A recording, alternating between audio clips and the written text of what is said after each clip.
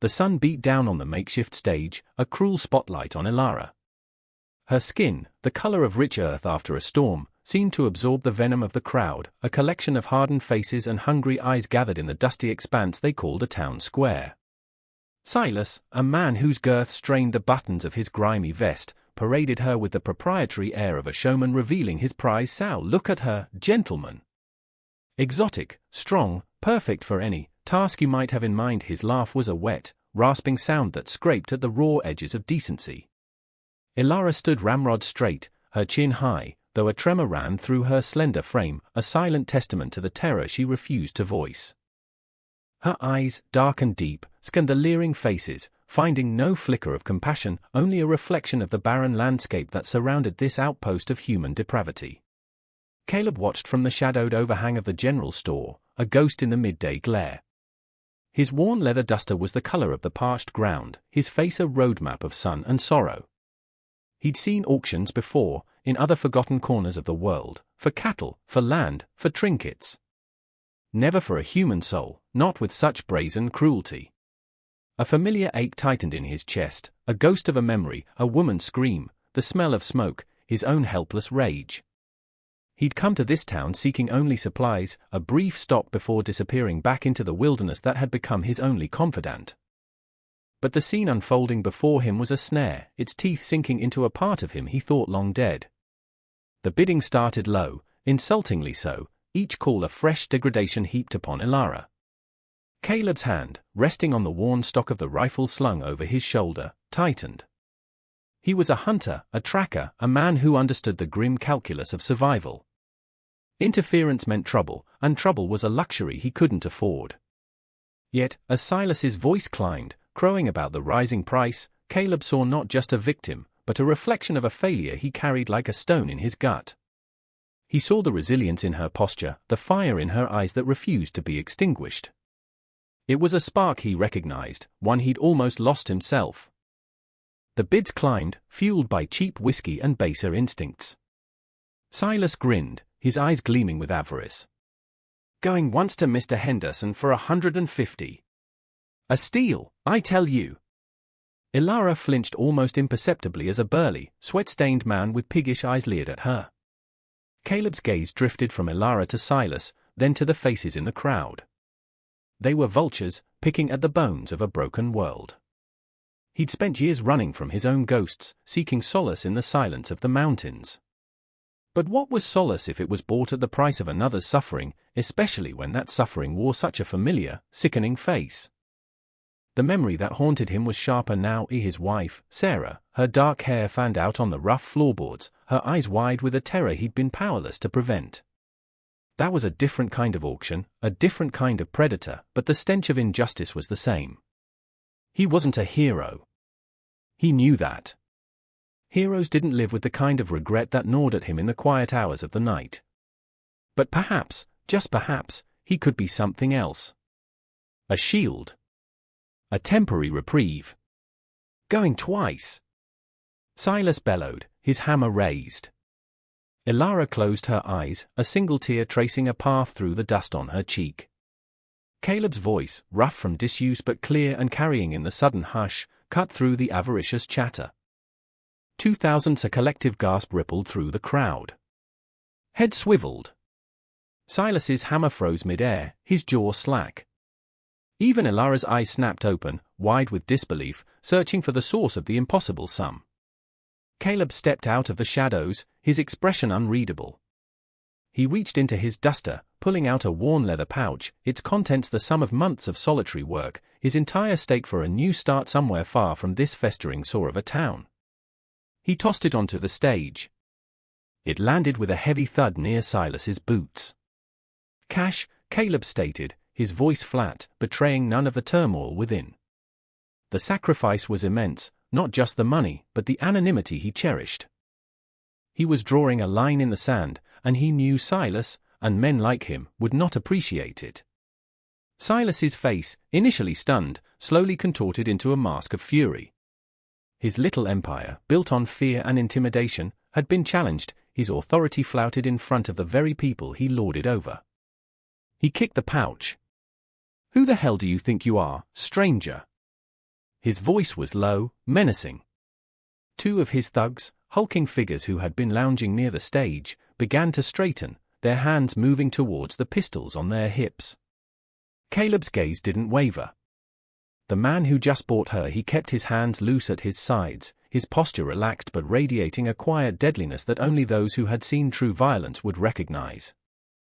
Ilara stared at him, a maelstrom of emotion swirling in her eyes, shock, fear, a dawning, fragile hope.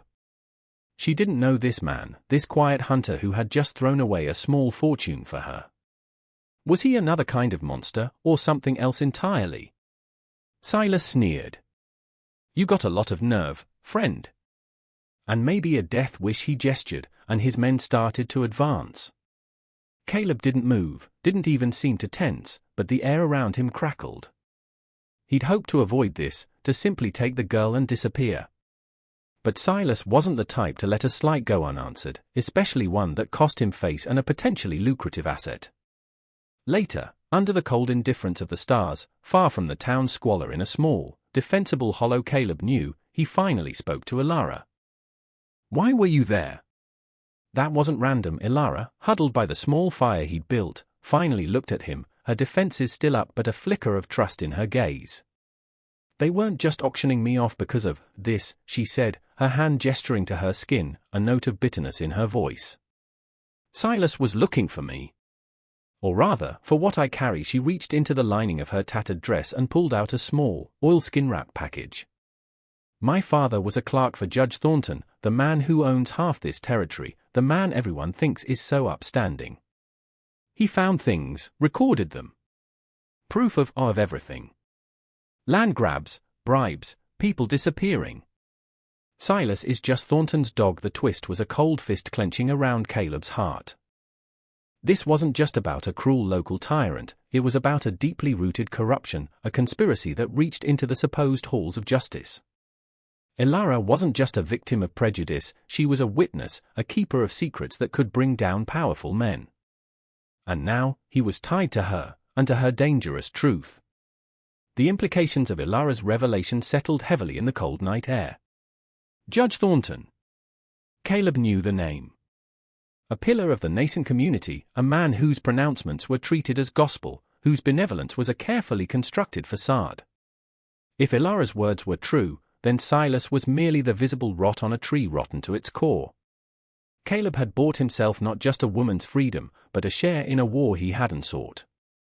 This journal, Ilara continued, her voice trembling slightly as she clutched the oilskin package, it details names, dates, illicit shipments. Thornton used Silas to acquire land from those who wouldn't sell, to silence those who spoke out. My father, they killed him when he refused to be part of it any longer. He gave this to me, told me to run, to find someone, anyone, outside Thornton's reach. Her dark eyes, luminous in the firelight, pleaded with him. They hunted me, and Silas thought to profit from my capture before delivering me, or what was left of me, to the judge. Caleb stared into the flames, the firelight dancing across his stoic features. His past was a tapestry of violence and loss, a life spent on the fringes, first as a soldier in a forgotten war, then as a man running from its ghosts. He had hope for peace, for a quiet oblivion. Instead, he found himself staring into the abyss of a new conflict.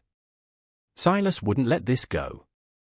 He'd lost face, and Thornton would want Ilara and her damning evidence silenced permanently.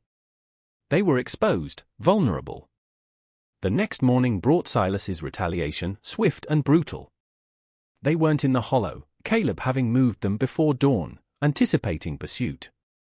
But Silas's men found their previous night's camp, and the message left there was unmistakable, a crudely drawn effigy of Caleb, riddled with bullets, and a single, dark feather, Ilara's presumed fate. They were being hunted not just by thugs, but by men who knew the land.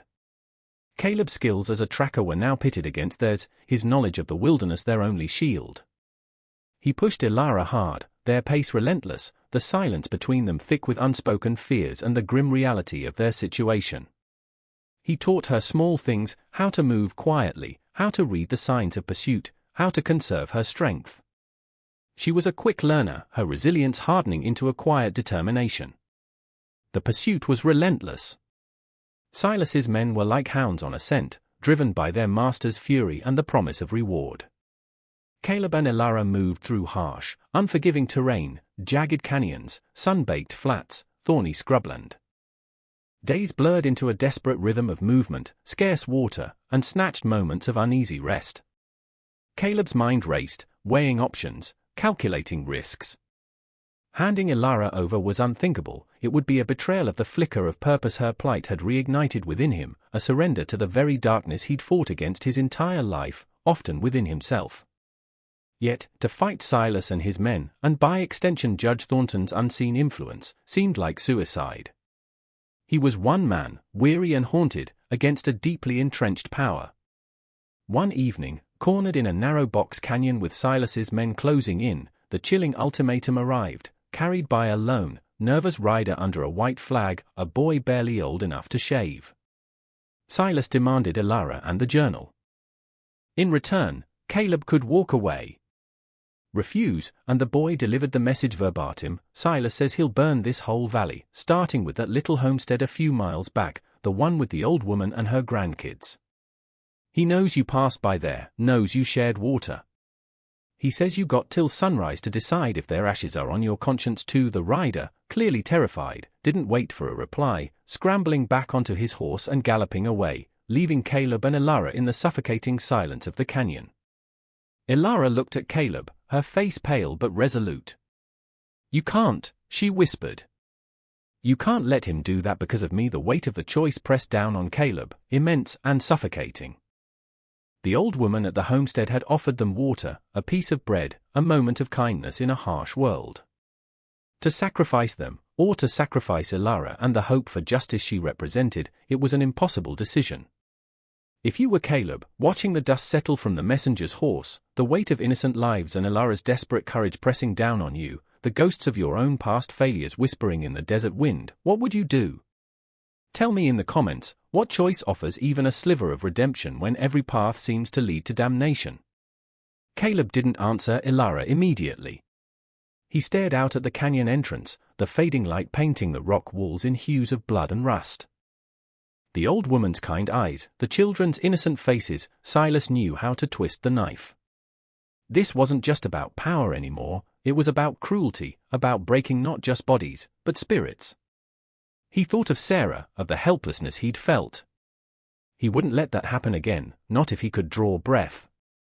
He's bluffing, Caleb said, his voice low but firm, trying to convince himself as much as Elara. Burning a homestead takes time, draws attention. Thornton wouldn't want that kind of chaos if he's trying to keep his operations quiet, but a sliver of doubt remained. Men like Silas, backed by men like Thornton, often felt above any law but their own. Elara's journal was the key. Its contents, if revealed, could unravel Thornton's empire of deceit. The journal, Caleb said, turning to her. What exactly does it detail about Thornton's reach? Is it just Silas, or are there others? Elara shivered, though the night wasn't particularly cold. It's extensive.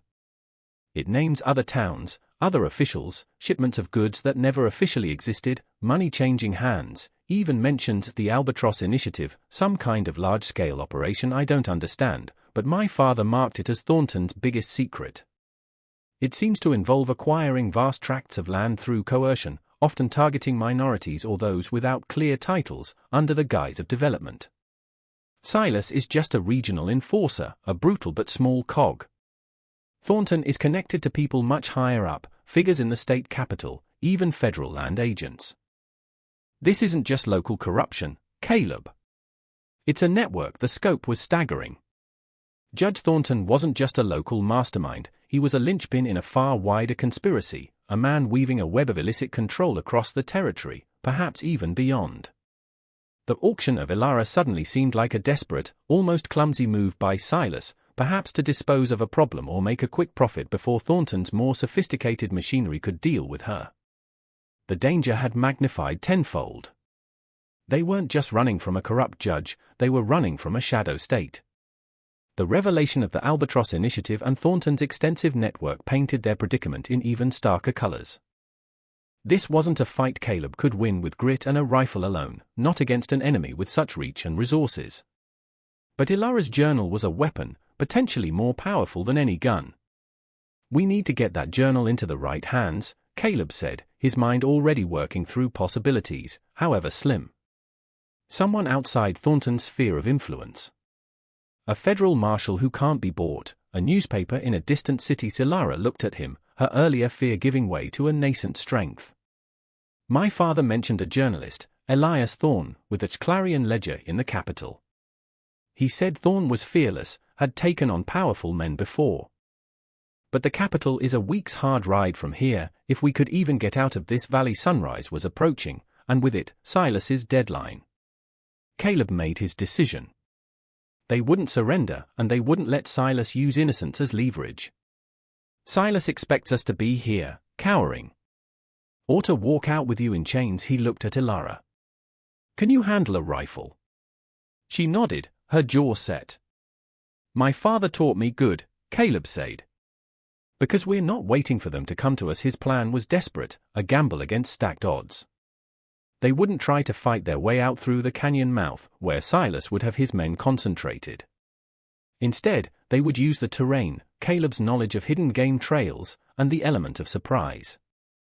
He explained it quickly. They would double back, using a narrow, treacherous goat path he knew, to circle around Silas's main force and strike at his camp, create chaos, and then use that chaos to break free and head for the distant capital. It was a long shot, bordering on insane, but it was better than waiting to be slaughtered or surrendering to a slow, inevitable defeat. As dawn's first light touched the canyon rim, they were already moving, phantoms in the pre-dawn gloom. They found Silas's main camp, larger than Caleb had anticipated, but also lax, overconfident. The attack was swift, brutal, and disorienting. Caleb, moving with the lethal grace of a predator, took out the sentries. Ilara, her fear channeled into focused action, laid down covering fire, her shots surprisingly accurate. The surprise was total. Silas's men, roused from sleep, stumbled into a confusing firefight. Tents were set ablaze, horses stampeded. In the ensuing pandemonium, Caleb and Ilara slipped away, not towards freedom, but deeper into Silas's territory, towards the town, towards Judge Thornton himself. It was the last thing anyone would expect. The decision to head towards the town, towards Judge Thornton's den, was born of a desperate calculus. Running towards the distant capital with Silas's men and Thornton's wider network surely hunting them seemed a slow death. But if they could somehow expose Thornton locally, create enough of a disruption, perhaps they could buy themselves a chance, or at least ensure the journal didn't die with them. Caleb knew it was a fool's errand, but Ilara's quiet courage, her refusal to let her father's sacrifice be in vain, had stirred something in him. They moved under the cover of darkness, using alleys and shadows, Caleb's knowledge of how desperate men think guiding their path. Ilara, surprisingly, knew some of the town's less traveled ways from her brief, terrifying time in Silas's clutches. They needed an ally, however improbable. Caleb thought of the terrified boy who delivered Silas's ultimatum. He was just a pawn, likely scared and trapped. Finding him was a risk, but he might know something, anything, about Thornton's direct operations or vulnerabilities. They found him near the stables, looking even younger and more frightened than before. Caleb didn't threaten, he spoke quietly, offering not a reward, but a chance to be on the right side of something. "Silas and Thornton," Caleb said, "they're not going to win this forever. And when it comes crashing down, where do you want to be?" The boy, whose name was Finn, hesitated, torn between fear of Silas and a dawning understanding of the evil he served. Ilara spoke then, her voice gentle but firm, telling him about her father, about the truth in the journal. Finn, it turned out, wasn't just a messenger boy. His older sister had worked at Judge Thornton's house as a maid until she disappeared a few months ago after supposedly stealing. Finn never believed it. He knew Thornton was meeting with Silas late tonight at the judge's private study in his opulent home on the edge of town, likely to discuss the failure to recapture Ilara. He even knew a little-used servant's entrance. An unexpected alliance was forged in the dim light of the stables, fragile but vital. The plan was audacious: infiltrate Thornton's house during the meeting, confront him and Silas, and somehow use the journal to expose them, perhaps even to incite the townspeople who lived under Thornton's thumb, though Caleb knew that was the longest shot of all. The climax was unfolding not in a blaze of glory on an open plain, but in the claustrophobic confines of a corrupt man's sanctuary. Judge Thornton's home was an imposing stone structure, a fortress of ill-gotten wealth that loomed over the impoverished town. Finn, his youthful face a mask of nervous resolve, led Caleb and Elara through a creaking side gate and into the service corridors. The air inside was heavy, opulent, a stark contrast to the dust and desperation outside. They could hear the low murmur of voices from what Finn indicated was Thornton's study. Peeking through a slightly ajar door, Caleb saw them, Judge Thornton, silver-haired and impeccably dressed, his face a study in cold displeasure, and Silas, looking rumpled and agitated, gesticulating wildly. "You assured me the girl and the documents would be secured, Silas." Thornton's voice was cultured, but laced with icy menace.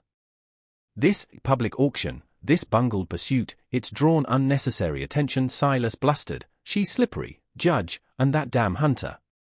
Caleb chose that moment. He pushed the door open, his rifle leveled. Elara was right behind him, her own weapon steady. Finn, to Caleb's surprise, held a heavy iron poker, his small frame trembling but his eyes fixed on Thornton.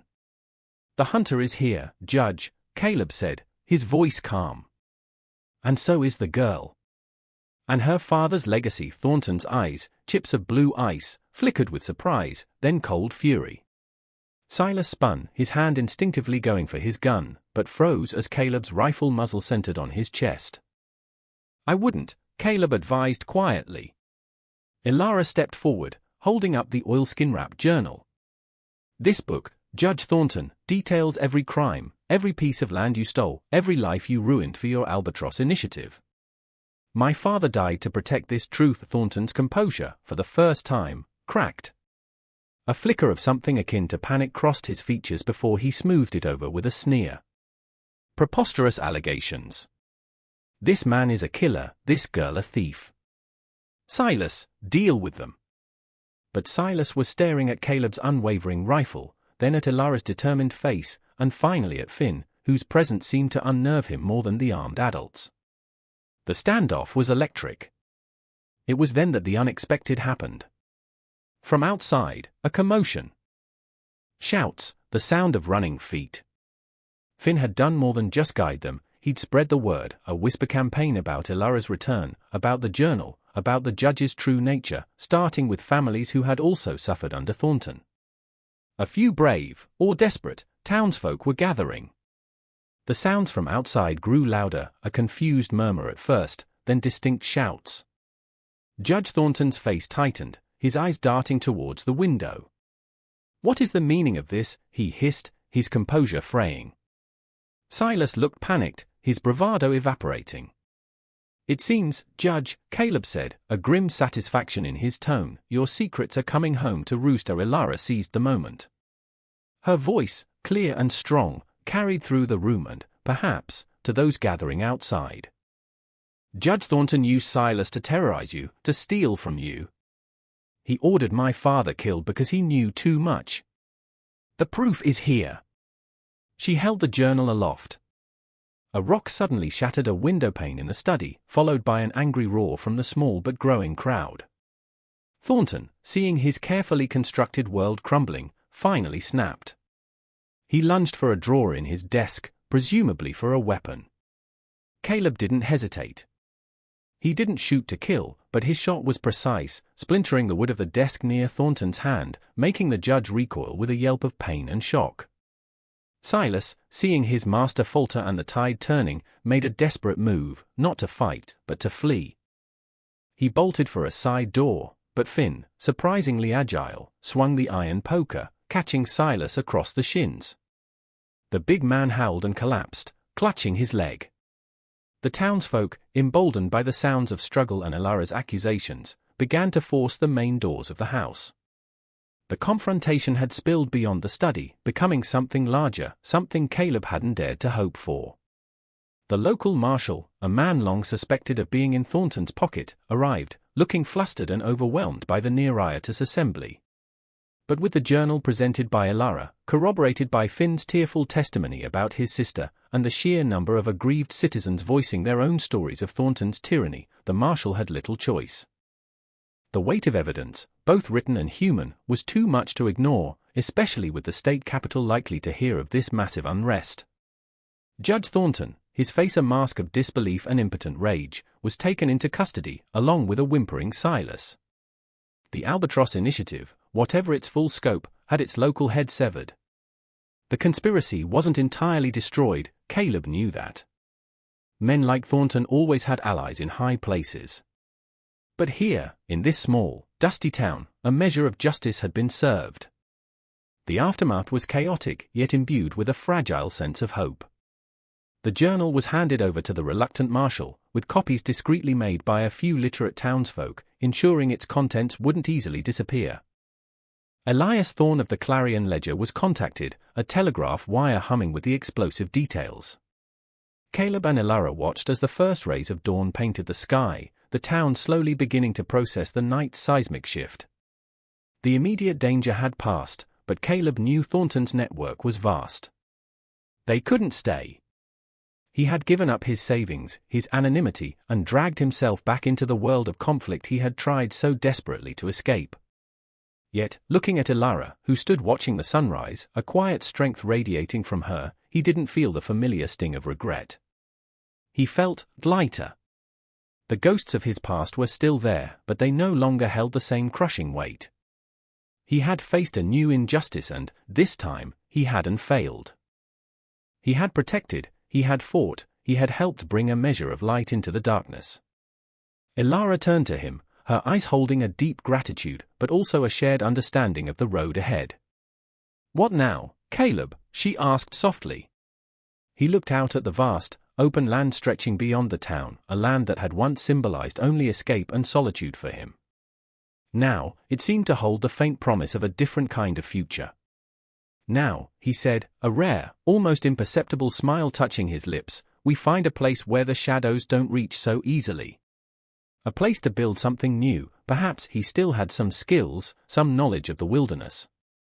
She had courage and a keen mind. Together, they had faced down a tyrant and a conspiracy. The world was still a dangerous place, but for the first time in a long time, Caleb felt a flicker of something that might be hope, not just for himself, but for them both.